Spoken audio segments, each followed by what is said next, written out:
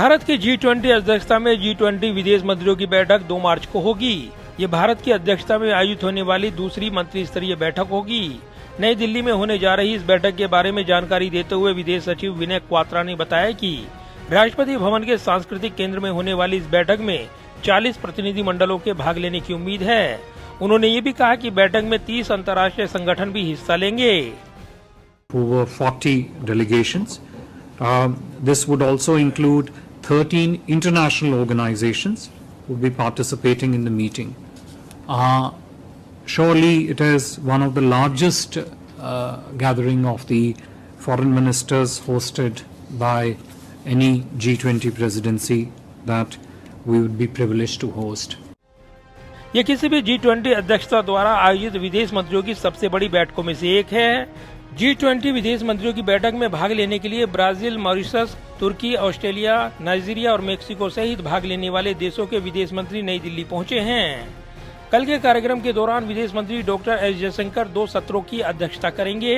पहला सत्र बहुपक्षवाद और खाद्य और ऊर्जा से संबंधित मुद्दों पर केंद्रित होगा, जबकि दूसरा सत्र आतंकवाद और नशीले पदार्थों, वैश्विक कौशल मानचित्रण सहित नए और उभरते खतरों पर ध्यान केंद्रित करेगा और वैश्विक प्रतिभा पूल पर ध्यान केंद्रित करेगा। The venue of G20 Foreign Ministers meeting is going to be Rashtrapati Bhavan Cultural Center. Overall, 40 delegations are expected to participate in this meeting. For your benefit, I'm sure you are aware of them, but I would still read out the countries. Argentina, Australia, Brazil, Canada, China, European Union, France, Germany, India of course as a host, Indonesia, both as the immediate past president, also the ASEAN chair, Italy, Japan, Mexico, South Korea, Russia, Saudi Arabia, South Africa, Turkey, UK, US.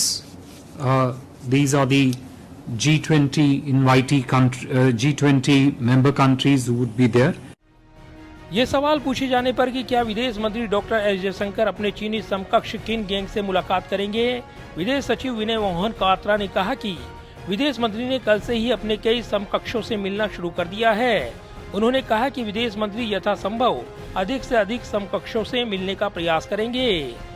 रूस Ukraine युद्ध को लेकर विदेश सचिव ने कहा कि रूस यूक्रेन की विकासशील स्थिति को देखते हुए विदेश मंत्रियों की बैठक के दौरान ये स्वाभाविक रूप से चर्चा का एक महत्वपूर्ण बिंदु होगा। साथ ही उन्होंने कहा कि बैठक में आर्थिक प्रभाव और विकास पर प्रभाव सहित दुनिया पर रूस यूक्रेन संघर्ष के प्रभाव के मुद्दों पर भी ध्यान केंद्रित किया जाएगा। यूक्रेन संघर्ष इस सप्ताह अपने दूसरे वर्ष में प्रवेश कर गया है।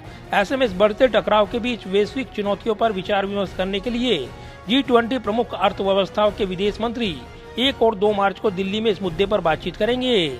वहीं जापानी विदेश मंत्री योशिमासा हायाशी के बैठक में शामिल नहीं होने पर विदेश सचिव विनय क्वात्रा ने कहा कि भारत और जापान ने G20 के भीतर चर्चा और विचार विमर्श के मामले में उत्कृष्ट सहयोग का आनंद लिया है, जिसमें कहा गया है कि भारत जापान की भागीदारी को बहुत महत्व देता है।